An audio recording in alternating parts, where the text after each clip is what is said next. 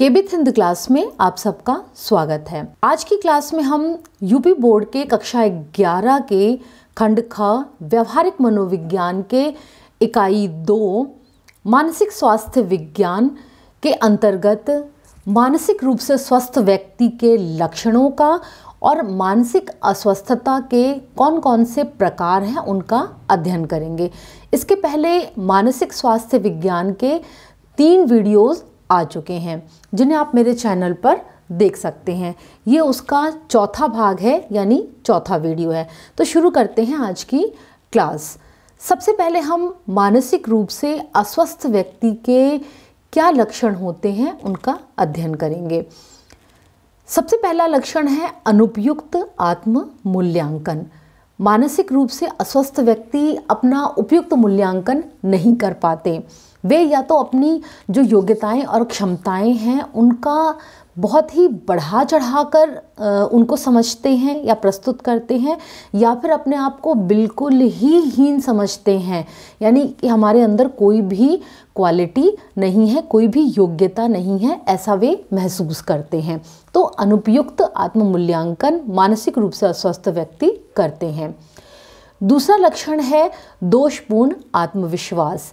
मानसिक रूप से अस्वस्थ व्यक्ति का आत्मविश्वास दोषपूर्ण होता है, या तो उसमें आत्मविश्वास की कमी होती है या वो अति आत्मविश्वास यानी ओवर कॉन्फिडेंस का शिकार होते हैं। दोषपूर्ण समायोजन। मानसिक रूप से स्वस्थ व्यक्ति अपने जीवन के किसी भी क्षेत्र में समायोजन नहीं कर पाते। समायोजन के अभाव के कारण वे विभिन्न प्रकार की मानसिक समस्याओं से घिरे रहते हैं, साथ ही विभिन्न प्रकार के अंतर्द्वंद और कुंठाओं का शिकार होते हैं। अनुपयुक्त जीवन लक्ष्य। मानसिक रूप से अस्वस्थ व्यक्ति अपने जीवन के लक्ष्य निर्धारित नहीं कर पाते। जनरली हर एक व्यक्ति अपने जीवन में एक लक्ष्य बनाकर चलता है, लेकिन मानसिक रूप से अस्वस्थ व्यक्ति अपने लक्ष्य का निर्धारण नहीं कर पाते। अगर कोई लक्ष्य बनाते भी हैं तो वो लक्ष्य या तो त्रुटिपूर्ण होता है या फिर अपूर्ण होता है, और कई बार वे ऐसे लक्ष्य बना लेते हैं जो कि समाज के मूल्यों के विपरीत होते हैं, यानी सोशल वैल्यूज़ के बिल्कुल अपोजिट होते हैं, जिसकी वजह से इनका विरोध होता है।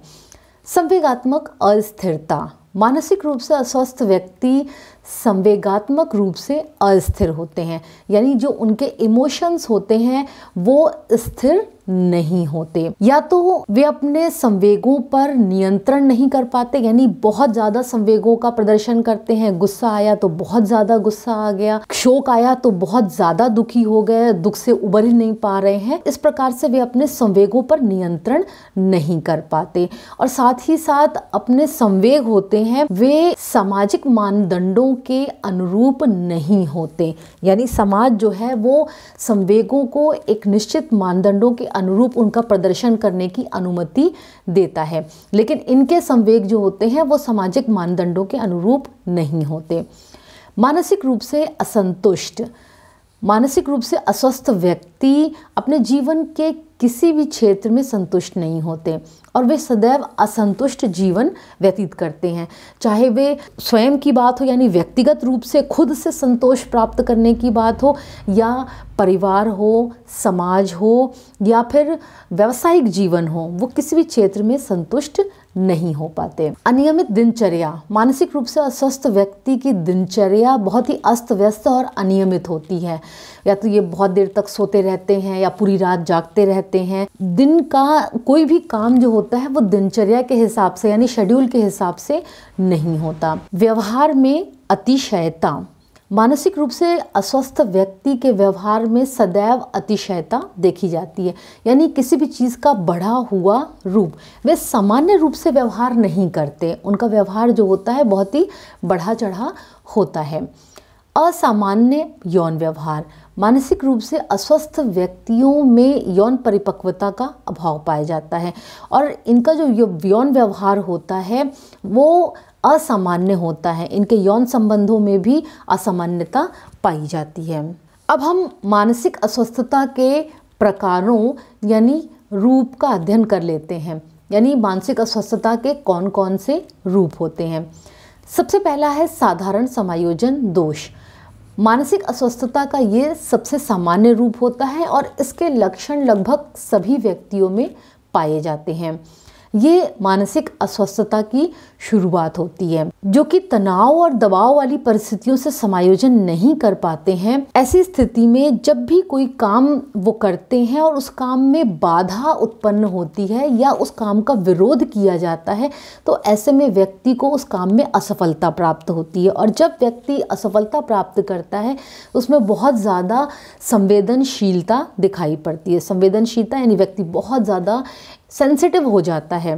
साथ ही उसमें चिड़चिड़ापन, आक्रामकता और क्रोध के लक्षण दिखाई पड़ते हैं। ये सामान्य स्थिति है, लेकिन जब यही समायोजन दोष बहुत गंभीर हो जाते हैं, मानसिक रोग का रूप ले लेते हैं। दूसरे हैं मनोरुग्णता। अचेतन मन की प्रवृत्तियों के कारण पढ़ने, लिखने और बोलने संबंधी जो भूलें होती हैं वो इसके अंतर्गत आती हैं। यहाँ मैं आपको ये बता दूं कि व्यक्ति के जो दुखद स्मृतियाँ होती हैं या जो उसका ईगो हर्ट होता है या फिर उसके जो कटु अनुभव होते हैं, वे सारी एक्सपीरियंसेस होते हैं, वो अचेतन मन में रहते हैं। और ये जो प्रवृत्तियाँ होती हैं ये अचेतन मन में शांत होकर नहीं रहती हैं, बल्कि इनमें अंतर्द्वंद होते रहते हैं। ये जो अचेतन मन की प्रवृत्तियाँ होती हैं, इनके कारण पढ़ने, लिखने और बोलने संबंधी विभिन्न प्रकार की त्रुटियां होती हैं। इस प्रकार की भूलों वाला जो व्यक्ति होता है या इस प्रकार की जो प्रवृत्ति वाला व्यक्ति होता है, वो एक नॉर्मल लाइफ जीता है। यानी इस प्रकार के व्यक्तियों को देखकर ये नहीं कहा जा सकता कि ये मानसिक रोग से ग्रस्त हैं, इसीलिए इसे मानसिक अस्वस्थता का नाम नहीं दिया जाता। लेकिन जब ये भूलें, जो पढ़ने, लिखने, बोलने संबंधी भूलें हैं, इनकी आवृत्ति बढ़ जाती है, यानी बार बार होना घटित होता है, उसे मनोरुग्णता कहा जाता है। इसके अंतर्गत तुतलाना, हकलाना, जो सेंटेंसेस होते हैं उनके क्रम को बिगाड़ कर बोलना, बेढंगे कपड़े पहनना, अजीबोगरीब हरकतें करना, चोरी करना, धोखा देना आदि आता है। लेकिन ये जितने भी यहाँ पर लक्षण बताए गए हैं, इनका कारण अचेतन मन की प्रवृत्तियां होता है। मनोदैहिक विकृतियां, साइकोसोमैटिक डिसऑर्डर्स, इस प्रकार की विकृतियां होती हैं जिसमें रोगी के अंदर जो भी चिंताएं या तनाव होते हैं या जो व्यक्ति के मन में संघर्ष चल रहे होते हैं, उनकी अभिव्यक्ति शारीरिक रोग के लक्षणों के रूप में होती है।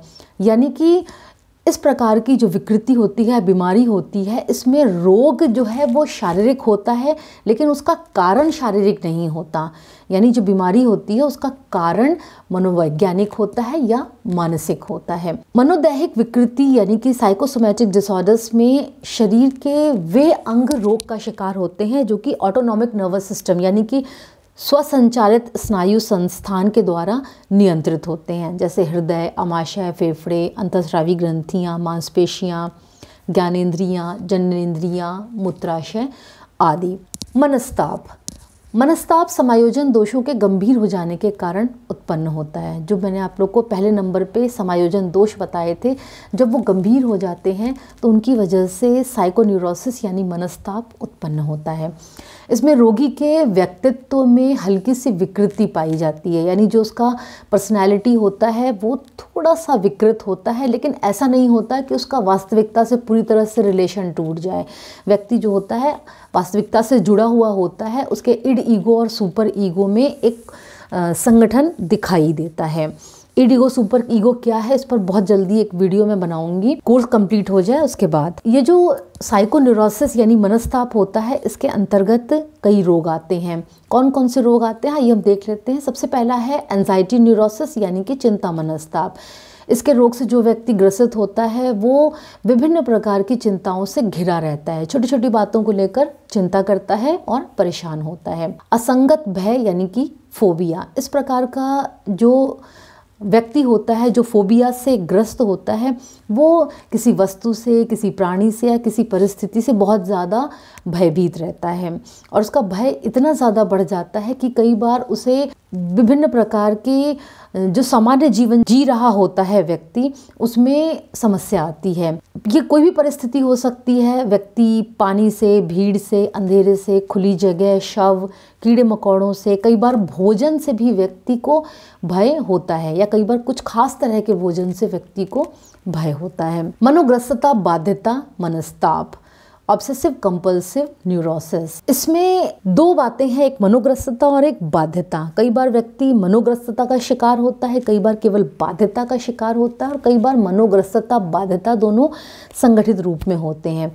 सबसे पहले हम ये जान लेते हैं कि मनोग्रस्तता क्या होती है। मनोग्रस्तता के रोगी के मन में कोई ना कोई निराधार असंगत विचार आते रहते हैं, या फिर व्यक्ति विभिन्न प्रकार के कल्पनाएं करते रहते हैं, या फिर उसको किसी चीज़ का बिलीव, विश्वास हो जाता है। जैसे व्यक्ति को विश्वास है कि उसके हाथ में इतने बैक्टीरिया हैं जो कि उसे नुकसान पहुंचा सकते हैं, तो ऐसा व्यक्ति जो है वो ये विचार चाह कर भी अपने मन से नहीं निकाल पाता है। तो इसी तरह से जो मनोग्रस्तता का रोगी होता है, उसके मन में विभिन्न प्रकार के विचार आते हैं और उन विचारों से वो अपने आप को मुक्त नहीं कर पाता। बाध्यता का जो रोगी होता है वो ना चाहते हुए भी किसी कार्य को करने के लिए बाध्य हो जाता है। मतलब वो नहीं चाहता कि वो उस काम को करे, लेकिन फिर भी वो उस काम को करता है। मनोग्रस्तता, बाध्यता जब कंबाइंड रूप में होते हैं तो व्यक्ति जो भी उसके मन में असंगत विचार आते हैं या असंगत बातें आती हैं, उनसे संबंधित काम व्यक्ति करने लगता है। अब जैसे मैंने आपको बताया कि व्यक्ति को लगता है कि उसके हाथ में बहुत सारे बैक्टीरिया हैं, तो ऐसा व्यक्ति क्या करता है, बार बार हाथ धोता है, थोड़ी थोड़ी देर में हाथ धोता रहता है, दिन में 100 बार हाथ धोता है, क्योंकि उसको लगता है कि उसके हाथ में बैक्टीरिया है। ये मनोग्रस्तता, बाध्यता, मनस्ताप है। विषादात्मक मनस्ताप, विषादात्मक, विषाद यानी कि उदासी यानी दुख। तो ऐसा व्यक्ति जो होता है वो थोड़ी सी भी दुखद परिस्थिति आई, थोड़ी सी भी असफलता प्राप्त हुई या जरा सी कठिनाई आई, तो व्यक्ति जो होता है बहुत ज़्यादा दुख में डूब जाता है, शोक करने लगता है। उसका ये दुख जो होता है वो कई बार कई दिनों तक चलता है, कई बार कई हफ्तों तक या महीनों तक भी चल सकता है, और एक अवधि के बाद रोगी जो होता है वो सामान्य हो जाता है। मनोस्नायु शैथिल्य, न्यूरोस्थेनिया, इसमें व्यक्ति लगातार मांसपेशियां होती हैं उनमें थकान का अनुभव करता रहता है, और पूरी तरह से नींद लेने के बाद भी, पूरी तरह से आराम करने के बाद भी उसकी थकान दूर नहीं होती। उसको बॉडी पेन होता रहता है और नींद आती रहती है, और लगातार वो थका थका से महसूस करता है।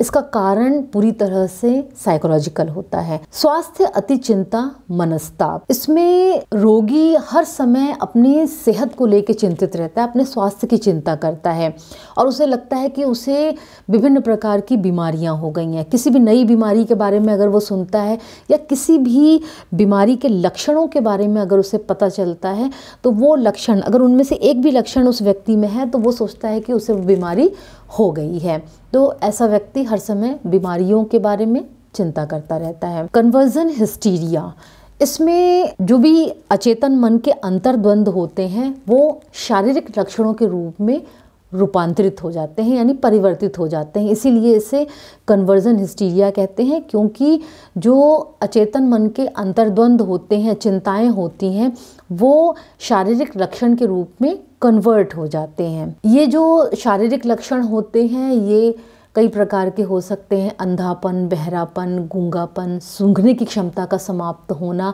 या शरीर के किसी खास हिस्से में सेंसेशन का हट जाना, यानी संवेदना बिल्कुल शून्य हो जाना, हाथ पैर का कांपना, ऐंठन, लकवा आदि हो सकते हैं। मनोविकृति यानी कि मनोविक्षिप्तता, जिसे साइकोसिस कहते हैं, ये गंभीर मानसिक रोग है जिसके उपचार के लिए अस्पताल में दाखिल होने की आवश्यकता पड़ती है, मेंटल हॉस्पिटल में जाने की ज़रूरत पड़ती है। ये जो रोग होता है इसमें व्यक्ति का वास्तविकता से पूरी तरह से संबंध टूट जाता है। इसमें व्यक्ति को विभिन्न प्रकार के विभ्रम होते हैं, और ये जो मानसिक रोग होता है ये बहुत ज़्यादा खतरनाक होता है। खतरनाक इसलिए होता है क्योंकि ऐसा व्यक्ति जो होता है कई बार अपने आप को भी नहीं समझ पाता, पहचान पाता है। मनोविक्षिप्तता यानी साइकोसिस के प्रमुख प्रकार, सबसे पहला प्रकार है मनोविदिलता यानी शिज़ोफ्रेनिया। शिज़ोफ्रेनिया एक भयंकर असाध्य रोग है, मुश्किल से ही ठीक होता है। शिज़ोफ्रेनिया के रोगियों को अक्सर आपने सड़क के किनारे देखा होगा, जिन्हें पागल कहते हैं लोग। इस रोग से ग्रसित व्यक्ति का वास्तविकता से पूरी तरह से संबंध टूट जाता है। ऐसा व्यक्ति अपनी एक काल्पनिक दुनिया बना लेता है और उसमें वो खोया रहता है। वो खुद से बातें करता है, कई बार काल्पनिक दुनिया में जो लोग उसे दिखाई पड़ते हैं उनसे वो बातें करता है। उसे विभिन्न प्रकार के विभ्रम और व्यामोह होते हैं। विभ्रम क्या होता है ये मैं आपको बता चुकी हूँ। और साथ ही साथ उसमें संवेगात्मक अस्थिरता देखी जाती है, यानी कभी वो व्यक्ति हंसता है, कभी रोता है, तो ये संवेगात्मक अस्थिरता उसमें देखी जाती है। पैरानोइया, इस प्रकार के रोग में सबसे प्रमुख लक्षण जो है विभ्रम और व्यामोह, यानी कि व्यक्ति को विभिन्न प्रकार के विभ्रम होते हैं। व्यक्ति अपनी एक काल्पनिक दुनिया बना लेता है और साथ ही साथ उस काल्पनिक दुनिया में उसके जो विभ्रम होते हैं, यानी कई बार व्यक्ति को विभ्रम होता है मैं राजा हूँ और मैं दुनिया को बचाने के लिए निकला हूँ, या मैं सुपर हीरो हूँ, इस प्रकार के विभ्रम होते हैं उसे। व्यक्ति को ये लगता है कि उसके आसपास के जो लोग हैं वो उसके खिलाफ षड्यंत्र कर रहे हैं, उसे मारना चाहते हैं, उससे बदला लेना चाहते हैं। तो इस प्रकार के विभ्रम उस व्यक्ति को होते रहते हैं, जो कि पैरानोइया का रोगी होता है। तीसरा है उत्साह विषाद मनोविक्षिप्तता। उत्साह विषाद मनोविक्षिप्तता, इसकी 3 अवस्थाएं होती हैं। उत्साह मनोविक्षिप्तता, जिसमें कि रोगी बहुत ज़्यादा एक्टिव रहता है, बहुत ज़्यादा सक्रिय रहता है, इतना एक्टिव रहता है कि वो पूरे कमरे में चक्कर लगाता है, बिना बात के खुश होता है, बहुत ज़्यादा उत्साहित रहता है। विषाद मनोविक्षिप्तता, जिसमें रोगी लगातार दुख का अनुभव करता है, दुखी रहता है। तीसरी अवस्था है उत्साह विषाद चक्रीय मनोदशा, यानी कि कुछ समय के लिए उत्साह और कुछ समय के लिए विषाद के लक्षण दिखाई पड़ते हैं, और ये क्रमिक भी हो सकता है, यानी कि व्यक्ति 1 हफ्ते तक उत्साह में रहे, फिर 1 हफ्ते तक जो है वो विषाद में रहे, फिर उत्साह में रहे, फिर विषाद में रहे। जब उत्साह में होता है तो उसको रोकना मुश्किल हो जाता है, यानी वो पूरे टाइम एक्टिव रहता है, हिलता डुलता रहता है, यहाँ वहाँ भागता रहता है। और जब वो विषाद में होता है तो वो एक जगह पे इस तरह से बैठ जाता है कि कई बार वो अपनी पोजीशन तक चेंज नहीं करता और उसके हाथ पैर में नील पड़ जाते हैं, ये कंडीशन भी आती है। छठे हैं यौन विकृतियाँ। इस तरह के व्यक्तियों का जो यौन जीवन होता है, लैंगिक जीवन होता है, वो सामान्य नहीं होता और ये अपने जीवन में असामान्य यौन व्यवहार करते हैं। आज के इस वीडियो में हमने मानसिक रूप से अस्वस्थ व्यक्ति के लक्षणों का अध्ययन किया, साथ ही मानसिक अस्वस्थता के कौन कौन से प्रकार हैं उनके बारे में भी जाना। आज का वीडियो आपको कैसा लगा कमेंट करके ज़रूर बताइएगा। साथ ही मेरे चैनल को सब्सक्राइब कीजिए, बेल आइकन प्रेस कीजिए, लाइक कीजिए और शेयर कीजिए। तब तक पढ़ते रहिए, बढ़ते रहिए, देखते रहिए मेरा चैनल केबिथिन क्लास। नमस्कार।